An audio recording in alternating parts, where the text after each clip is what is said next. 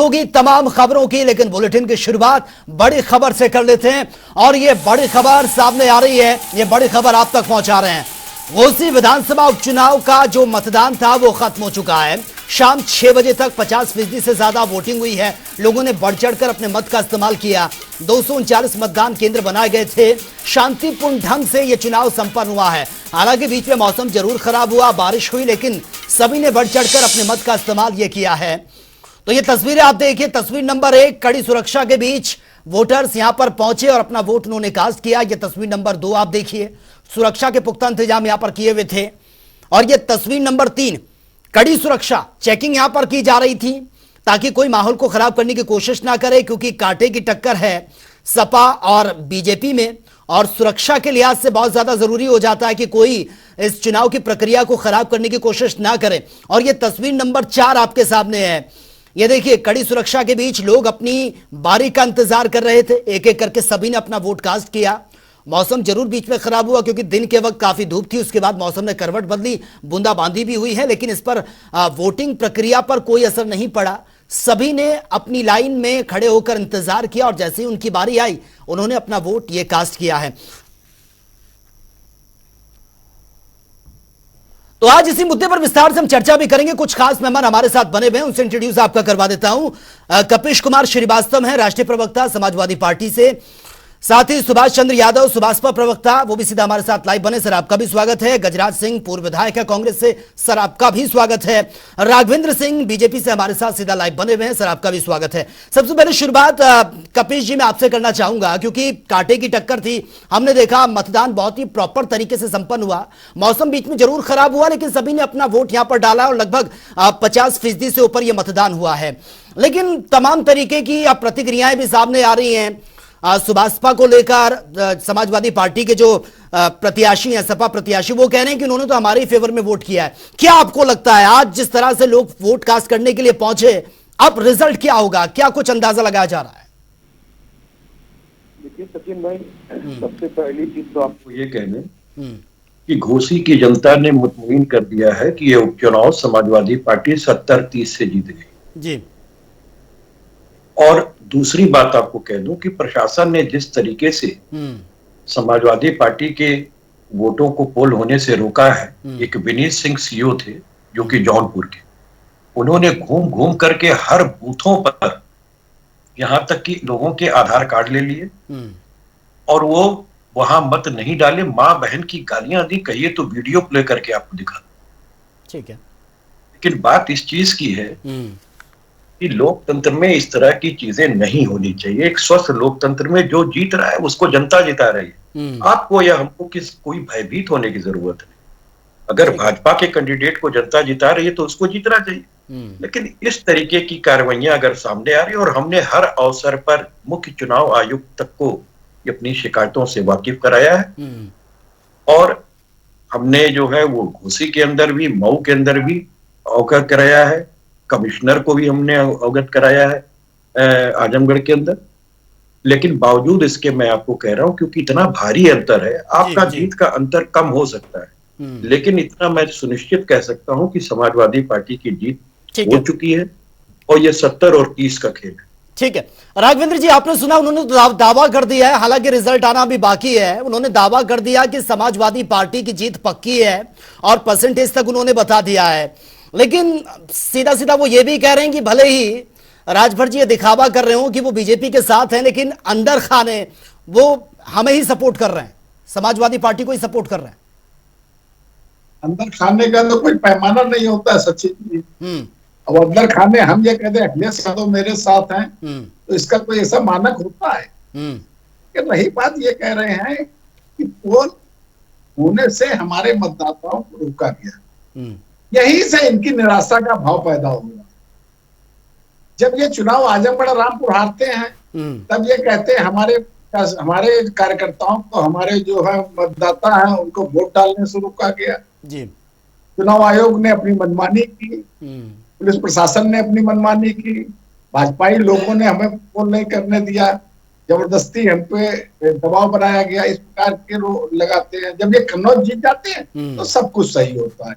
इतनी बुद्धि ये लोग लाते कहाँ से हैं? जी। अरे भाई, अगर कोई ऐसी बात है तो आप लोग शिकायत करिए, कानूनी व्यवस्था है बहुत ही कायम है। हमारे मित्र कपिल जी तो एक जाने माने अच्छे काउंसिल भी है, उनको जो है इस प्रकार की बातें नहीं कहनी चाहिए। भारतीय जनता पार्टी जो है लगातार समाज के बीच में रहने वाला दल है, जी, और जी। हम लोग कहने में ठीक है। गुरेज नहीं करते हैं। हम लोग मेहनत से पूरी ऊर्जा के साथ चुनाव ठीक है, लड़ाते कपिल जी हैं। से काउंटर ले लेते हैं। मुझे लगता है इस शायद उनकी तबीयत भी आज थोड़ा ठीक नहीं है, उन्होंने पहले ही बता दिया था, और फिर भी वो उस डिबेट का हिस्सा बने हैं। कपिल जी, आपसे मैं काउंटर चाहूंगा, जो जिस तरीके के सवाल उठाए हैं कि हर बार यही होता है मशीन को लेकर, या फिर इस तरीके के आरोप लगा दिए जाते हैं कि वोट नहीं डालने दिया। देखिए, मैं सच्चाई है कि 102 टेम्परेचर में हूं, मैं किसी तरीके से अपनी जी। बात रख रहा हूं, क्योंकि मैंने एक वचन कल कर दिया था, इसलिए 20 मिनट की डिबेट में हूं। मैंने आज पूरे दिन भर की कोई डिबेट नहीं ली। जी, जी। आदरणीय मित्र, मैं एक बात बहुत स्पष्ट रूप से कह रहा हूं कि इन्होंने खतौली से लेके मैनपुरी तक में प्रशासन ने जो खेल किया था वो अद्वितीय रूप से किया, लेकिन जहां जीत का अंतर 4.5 लाख का होता वहां थोड़ा कम हो गया। मैं आज यहां भी कह रहा हूं कि इन्होंने किया है, और हमने समय समय पे उसे सूचित भी किया है। हमने हर प्लेटफॉर्म पे अपनी एप्लीकेशंस दी हैं, और वही नहीं, हम लोग के पास वीडियो है, कहिए तो अभी प्ले करके दिखा दूंगा कि क्या वहां की जनता कह रही है, किस तरीके से रोका जा रहा है उसे, किस तरीके से उससे मतदाता पहचान पत्र छीना गया है। और मैं नाम दे रहा हूं कि सीओ है विनीत सिंह, उनके द्वारा ये किया गया है। और मैं लोकल पुलिस जो है वो या कर्मचारी, मैंने बिल्कुल आपको ये नहीं कहा कि उन लोगों ने जो है मतदान में कोई दिक्कत की। जहां दिक्कत पैदा की गई है बकायदा नाम के साथ सूचित किया गया है, और मैं आपके सामने वो वीडियो ऑडियो सब प्ले करने के लिए तैयार। लेकिन इस बात को सोचना चाहिए कि देखिए, आपके हाथ में आज सत्ता है, कल सत्ता दूसरे के हाथ में होगी, लेकिन उसका बेजा इस्तेमाल करना सीखा है अगर आपने, तो सिखाएंगे भी आप। ठीक है। मैं इसीलिए आप कह रहा हूं, ये चुनाव की तरह होना चाहिए। जनता जिसको भी चुन करके लाए उसको चलिए ठीक है कपिल जी, थोड़ा इंतजार भी हमें करना होगा, क्योंकि जब रिजल्ट आएगा तो चीजें क्लियर हो जाएंगी कि जनता ने किस पर विश्वास जताया है। हमारे साथ और गेस्ट भी बने हुए हैं। सुभाष चंद्र यादव सुभाषपा से हमारे साथ बने। सुभाष चंद्र यादव जी, सुधाकर सिंह का जो स्टेटमेंट सामने आया, उन्होंने सीधा सीधा कह दिया कि भैया सुभाषपा का सपोर्ट समाजवादी पार्टी को है, दिखावा चाहे कितना भी कर लें, लेकिन सच यही है। कितना सच है इसमें?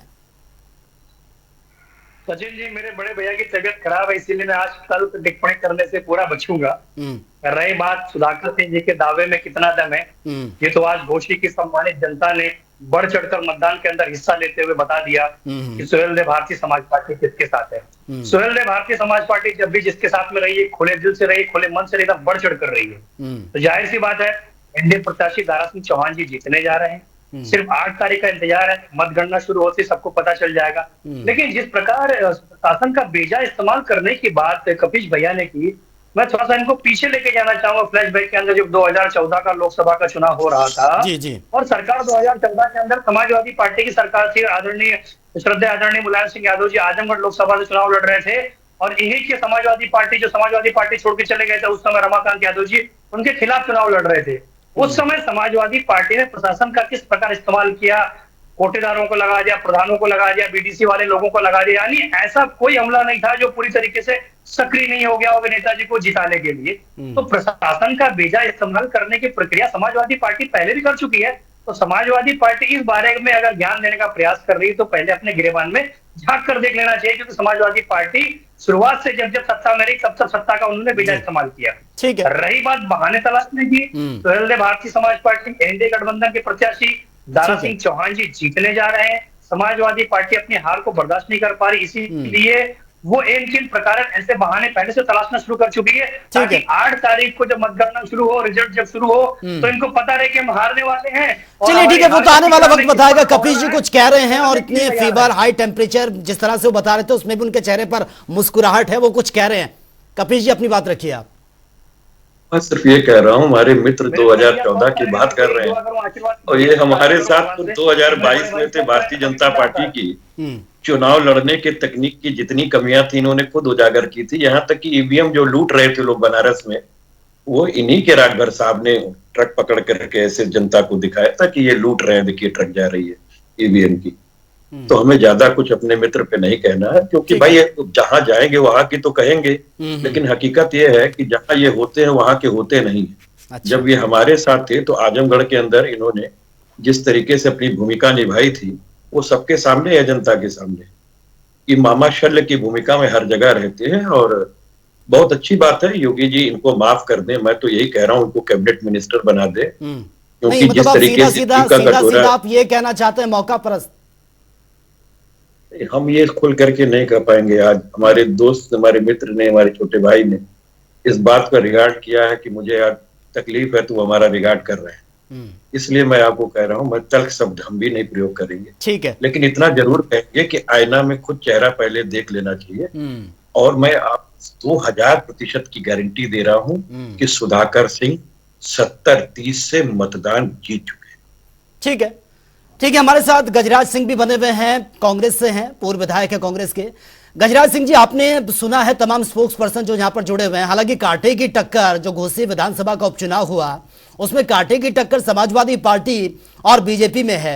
सभी अपनी अपनी जीत का दावा कर रहे हैं। क्या आपको लगता है कि चाचा भतीजे ने जो पुरजोर जोर लगाए हैं एक साथ मिलकर, वो रंग लेकर आएंगे, या फिर वाकई योगी सरकार का जो अब तक का कामकाज रहा है, क्योंकि अलायंस में तो आप सब एक ही हैं, जो इंडिया अलायंस है? चौहान साहब जी, मैं कहना चाहूंगा, मेरे बड़े सीनियर साथी लोग बैठे हुए हैं। मैं तो 4 मरतबा एमएलए रहा, कांग्रेस पार्टी से रहा। जी जी, मेरा तजुर्बा है, एक दिन के लिए मुझे भी वहां जाने का मौका मिला। लोगों ने साइलेंट होकर के वोट डाला है। मौजूदा हुकूमत का बहुत लोगों के ऊपर खौफ था। माइनॉरिटी के लोगों के जिस कलर कार्ड छीन करके अंदर नहीं जाने दिया, वो सबके सामने है।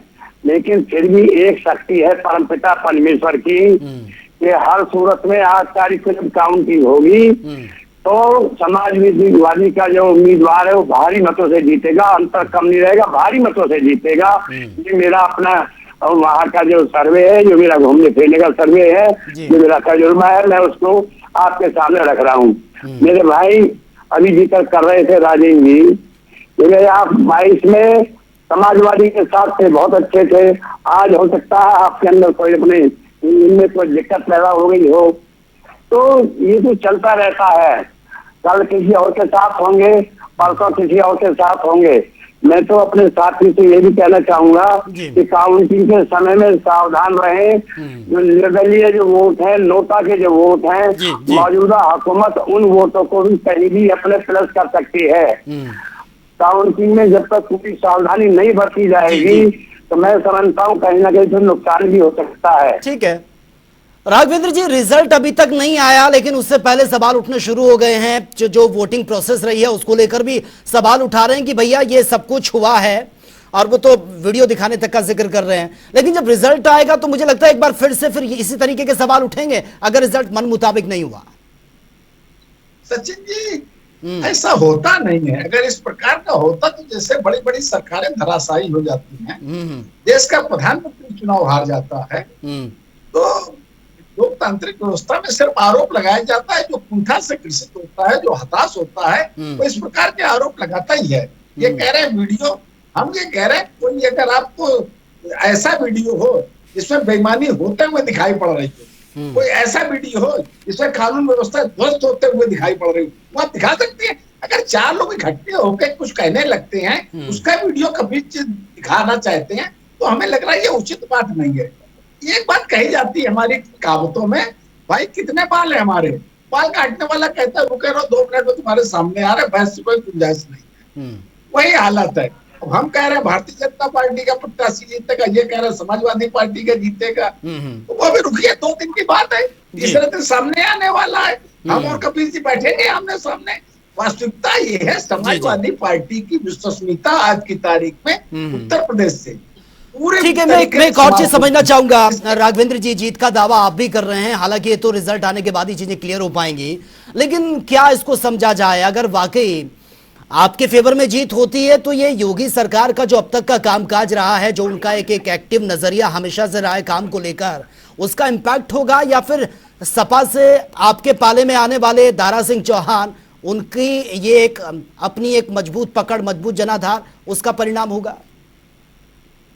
देखिए, जब कोई व्यक्ति चुनाव हारता है तो उसका कोई एक कारण नहीं होता है। जब कोई जीतता है उसका पर्टिकुलर कोई एक कारण नहीं होता है। मैं भारतीय जनता पार्टी के प्रवक्ता होने के नाते हम ये कहना चाहते हैं, हम लोगों ने उत्तर प्रदेश में सबका साथ सबका विकास सबके विश्वास को नारे को लेकर के उत्तर प्रदेश की जनता को इतना प्रभावित किया है। आज की तारीख में उत्तर प्रदेश में भारतीय जनता पार्टी सबसे ज्यादा लोकप्रिय पार्टी, सबसे ज्यादा विश्वसनीय पार्टी है। हम लोगों ने अंत्योदय को ध्यान में रखते हुए, समाज के अंतिम पायदान में खड़े व्यक्तियों को ध्यान में रखते हुए अनेकों ऐसी योजनाएं चला रहे हैं जिसको लेकर के ऐसा कोई परिवार ना होगा सचिन जी, इसमें हमारी केंद्र की योजना या प्रदेश की योजना का सीधा लाभ नहीं मिल रहा है। कहीं किसी को गरीब को आवास मिला है, कहीं किसी को मुफ्त बिजली कनेक्शन मिला है, कहीं किसी को मुफ्त गैस कनेक्शन मिला है, कहीं किसी को 5 लाख तक का बीमा मिला है, कहीं किसी को मुफ्त शौचालय मिला है, कुछ नहीं तो किसान सम्मान निधि मिल रहा है, मुफ्त राशन की उपलब्धि हो रही है। नहीं ठीक है, चलिए ये आप अपना रिपोर्ट कार्ड सामने रख रहे हैं, लेकिन 8 तारीख को चीजें क्लियर हो जाएंगी।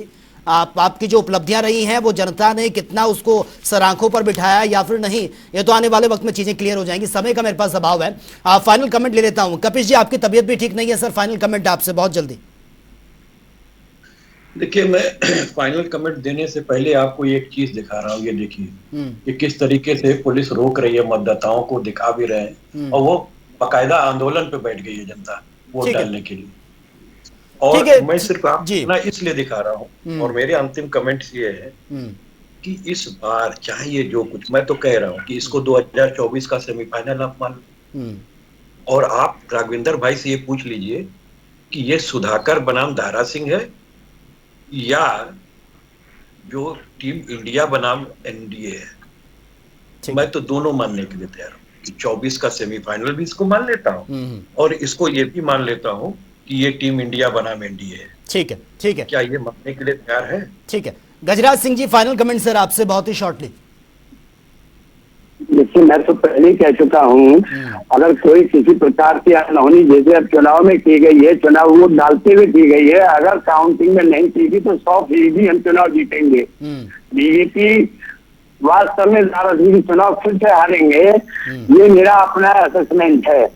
मैं माइनॉरिटी के वोटों को जिस तरह से टोली से बाहर एक आदमी खड़ा कर दिया गया, 4-6 अपने पुलिस झंडे वंडे लेकर के, राइफल लेकर के, एक कार्ड लेकर, चलिए ठीक है, उस वीडियो की हम पुष्टि नहीं कर सकते सर, बिना जांचे बिना परखे वो वीडियो उन्होंने दिखाई है, चलो वो जज कर सकते हैं, हम इसकी प्रामाणिकता हमारे पास नहीं है।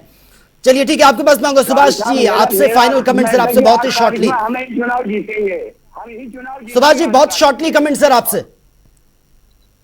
देखिए सचिन जी, ऑडियो वीडियो तो वायरल रहते हैं, उसके बाद में तो जांच का विषय है, क्योंकि अगर ऑडियो वीडियो की बात करेंगे तो जो प्रत्याशी समाजवादी पार्टी, उनके सुपुत्र ने खुद एक फोन पे कांस्टेबल को धमकी दी थी, जूते मारने की धमकी दी थी। जाहिर की बात है इनको ना इसको साइड करते हुए नहीं उस ऑडियो क्लिप को हम इंडोर्स कर भी नहीं रहे हैं सर, जब तक उसको जांचा परखा नहीं गया, वो उनके मोबाइल में है, हमारे पास ऐसा कोई वीडियो नहीं है। चलिए बहुत बहुत शुक्रिया, बहुत बहुत शुक्रिया आप सभी मेहमानों को डिबेट का हिस्सा बनने के लिए, बहुत बहुत शुक्रिया। तो आपको बता दें कि 6 बजे तक ये वोटिंग की जो प्रोसेस रही है, जिसमें 239 मतदान केंद्र और 455 मतदेय स्थल बनाए गए थे, और आपको यह भी बता दें कि 4,30,394 मतदाता केंद्र ये थे जिस पर आज ये वोट डला है, और सभी ने बढ़ चढ़कर अपने मत का इस्तेमाल किया है। और चलिए आगे बढ़ेंगे इस वक्त की एक और बड़ी खबर के साथ, और ये बड़ी खबर से आपको अपडेट करवा देते हैं। ये बड़ी खबर सामने आ रही है, दिनेश शर्मा का राज्यसभा सांसद बनना तय है। बड़ी अपडेट, किसी और प्रत्याशी ने फिलहाल नामांकन नहीं किया है, तो जाहिर सी बात है कि दिनेश शर्मा का निर्विरोध चुना जाना अब यह तय माना जा रहा है। तो ये देखिए, कोई और यहां पर नामांकन दाखिल करवाने के लिए नहीं पहुंचा था, दिनेश शर्मा ही हैं जिन्होंने बीजेपी से अपना नामांकन दाखिल करवाया है, और आज पर्चा दाखिल करने का यह आखिरी दिन था और कोई उनके अगेंस्ट खड़ा भी नहीं हुआ है, और अब दिनेश शर्मा का ही राज्यसभा सांसद बनना लगभग यह तय है।